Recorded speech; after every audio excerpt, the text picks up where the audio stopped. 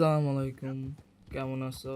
আশা করি ভালো আছো। তোমাদের কাছে একটা প্রশ্ন করি, যদি ইউটিউবে ট্যালেন্ট থাকলেই সফল হওয়া যেত, তাহলে হাজার হাজার অসাধারণ ক্রিয়েটর আজও এক সাবস্ক্রাইবারের নিচে কেন? অন্যদিকে এমন চ্যানেল আছে যাদের ভিডিও খুবই সাধারণ, শুধু সাধারণ না, and দেখলে বমি আসে, তবুও লাখ লাখ মানুষ দেখতেছে। তাহলে আসলে ব্যাপারটা কি? আজকে আমরা সেটা নিয়ে কথা বলবো। আমরা ছোট থেকে শুনে আসছি যে ভালো করে তার সাথে ভালো হয়, শুনতেও এটা অনেক ভাল লাগে, কিন্তু ইউটিউব এইভাবে কাজ করে না। এটা একটা অ্যাটেনশন কম্পিটিশন। এখানে জিতে সেই মানুষ যে দর্শকের অ্যাটেনশন সবচেয়ে ভালোভাবে ধরে রাখতে পারে। একজন অসাধারণ এডিটর, দারুণ স্ক্রিপ্ট লেখা, ভিডিওর কোয়ালিটি সিনেমার মতোই, কিন্তু থাম্বনেল তেমন অসাধারণ না, টাইটেল তেমন আহামরি অ্যাটেনশন গ্র্যাব করে না, এর কারণে ভিডিওতে ক্লিকই করে না। অন্যদিকে আরেকজন ক্রিয়েটর যার এডিটিং অ্যাভারেজ, কিন্তু থাম্বনেল এমন মানুষ না চাইলেও ক্লিক করে, টাইটেলটাতে মানুষের কৌতূহল তৈরি করে, ভিডিওর 30 সেকেন্ডের মধ্যেই দর্শক আটকায় থাকে,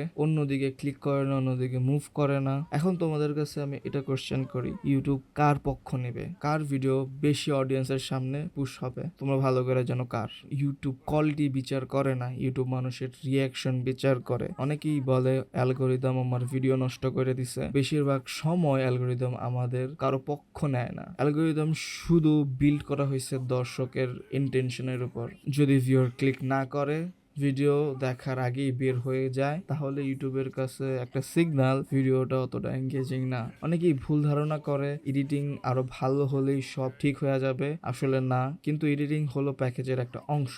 সবচেয়ে ইম্পর্টেন্ট হইতেছে thumbnail, title, topic, story and delivery, সব মিলিয়ে একটা ভিডিও ভালো করে।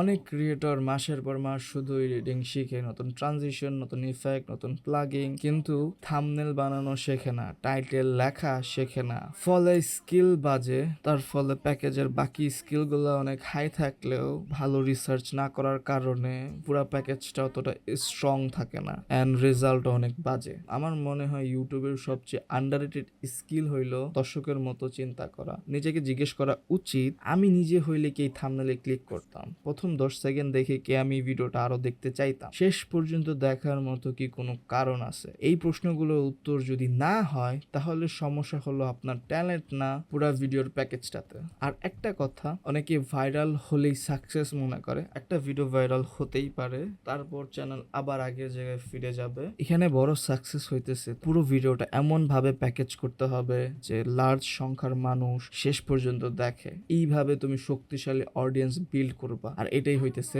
ইউটিউবের সাকসেস।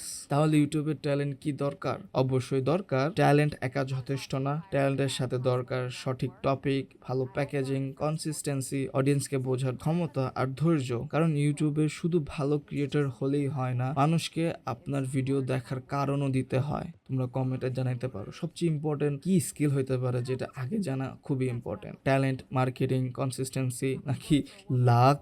কমেন্ট করো, এন্ড আমি তোমাদের সাথে কথা বলবো কমেন্টে। আমার খুব ইচ্ছা আছে এই ভিডিও পোস্ট করার পর কিছু মানুষের সাথে কথা বলা। ভিডিওটা হইতে পারে অনেক শর্ট, সরি, বাট শুরুতে ছোট ছোট ভিডিও বানানোটাই মনে হয় উত্তম। সো আবার দেখা হবে নেক্সট ভিডিওতে। Till then, bye bye, take care.